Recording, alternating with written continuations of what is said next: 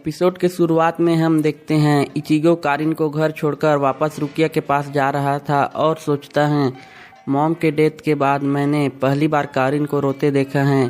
पहले कारिन भी यूजू की तरह रोती रहती थी, लेकिन जब से मॉम की डेथ हुई है यूजू जो जिम्मेदार थी उसने घर के सारे काम करना शुरू कर दिया और कारिन ने रोना बिल्कुल बंद कर दिया ताकि हमें चिंता ना हो। दूसरी तरफ हॉलो रुकिया को पकड़ लेता है और कुछ सवाल पूछने लगता है। तभी चैट उसे एक जोरदार पंच मारता है।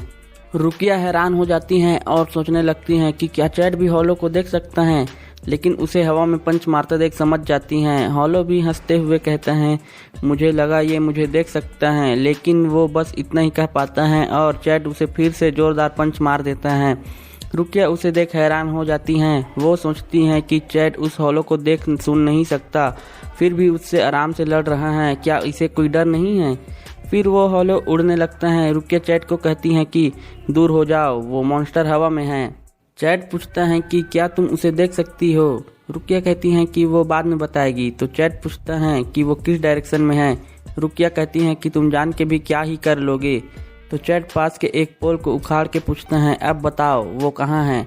तो रुकिया बताती हैं कि वो सामने ही है। तो चैट उसे पोल से मार कर नीचे गिरा देता है। रुकिया उसे कहती हैं कि हार मान लो, एक दूसरा सोल रिपर तुम्हें मारने आ रहा है। तो वो हॉलो हंसने लगता है और सोल रिपर्स का मजाक उड़ाने लगता है। तभी वहाँ बहुत सारे फ्रॉक्स आके चैट और रुकिया को पकड़ लेते हैं। ये फ्रॉक्स उस हॉलो के ही मिनियंस हैं। चैट उनके पकड़ से फ्री हो जाता है, जिसे देख वो हॉलो हैरान हो जाता है कि एक ह्यूमन इतना स्ट्रांग कैसे हो सकता है। चैट उसे फिर से मारने की कोशिश करता है, लेकिन वो डॉज कर लेता है।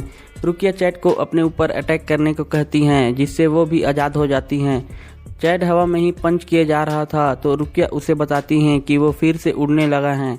फिर रुकिया कहती हैं कि मेरे पास एक प्लान है। फिर रुकिया के कहने पर चैट उसे उठा के उस हॉलो के डायरेक्शन में फेंक देता है। उस हॉलो को लग रहा था कि रुकिया उस तक नहीं पहुंच पाएगी, पर वो उसके पास पहुंच जाती है। तो वो हॉलो डरने की एक्टिंग करने लगता है और फिर रुकिया पे सरप्राइज अटैक कर देता है, जिससे रुकिया नीचे गिरने लगती हैं। लेकिन चैट रुकिया को कैच कर लेते हैं। रुकिया देखती हैं कि उसके ऊपर बहुत सारे लीचेस आ गए हैं।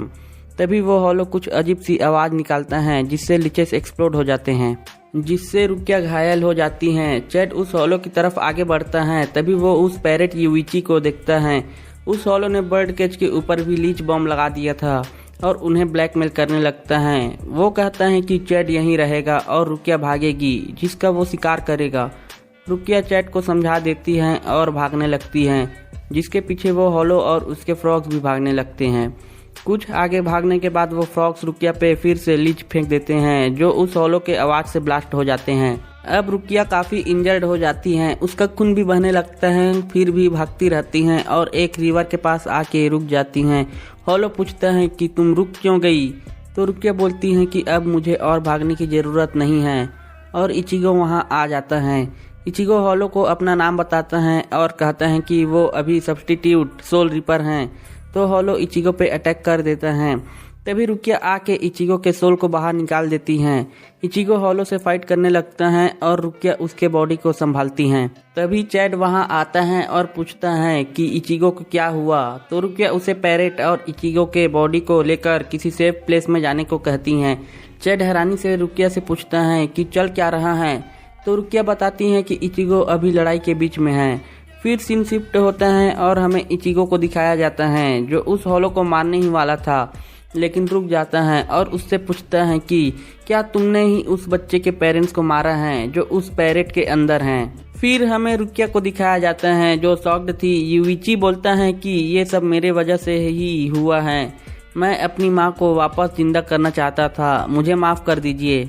तो रुकिया पूछती हैं कि क्या तुम्हें किसी ने कहा था कि वो तुम्हारी माँ को जिंदा कर सकता है। वो हॉलो कहता है कि मैंने ही उस बच्चे के माँ को मारा था जब मैं जिंदा था। उस टाइम मैं सीरियल किलर था, मेरे चर्चे टीवी में आते रहते थे, मैं काफ़ी फेमस था। उस बच्चे की माँ मेरा आखिरी शिकार थी। वो अपनी लास्ट सांस तक अपने बच्चे को बचाने की कोशिश कर रही थी।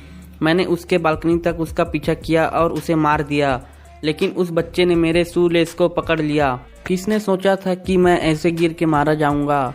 फिर मैं हॉलो बन गया और सोचा कि उस बच्चे से बदला लेके रहूंगा। फिर मैंने उस बच्चे के सोल को पैरेट के अंदर डाल दिया और उससे कहा अगर वो 3 महीने तक इस फॉर्म में मुझसे बच के भागने में कामयाब हो गया तो मैं उसकी माँ को जिंदा कर दूंगा। ऑफ कोर्स मैं ऐसा नहीं कर सकता, लेकिन उस बच्चे ने मुझ पे यकीन कर लिया। फिर उसने भागने की जी जान से कोशिश की। मैं उन सब को मार देता था जो उस बच्चे को प्रोटेक्ट करना चाहते थे। ये सुनकर इचिगो बहुत गुस्सा हो जाता है और वो होलो मौके का फायदा उठाकर इचिगो पे लीच फेंकता है, लेकिन इचिगो एक लीच को पकड़ के उसके ही मुंह में डाल देता है और उसकी जुबान ही तोड़ देता है और उसे एक ही बार में मार देता है। लेकिन वो होलो पास ऑन होने के बदले एनर्जी रिलीज करने लगता है और तभी एक बड़ा सा गेट अपीयर होता है, जिसे देख इचिगो हैरान हो जाता है। तो रुकिया बताती हैं कि ये गेट ऑफ हेल है।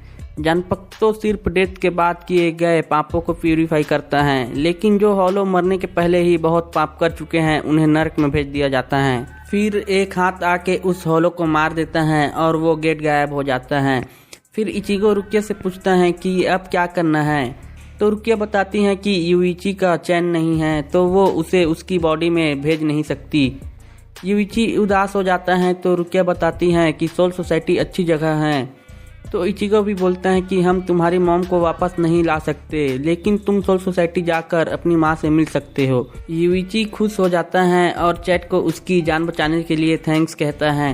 चैट भी कहता है कि जब वो मरने के बाद सोल सोसाइटी जाएगा तब वो यूइची से फिर मिलेगा।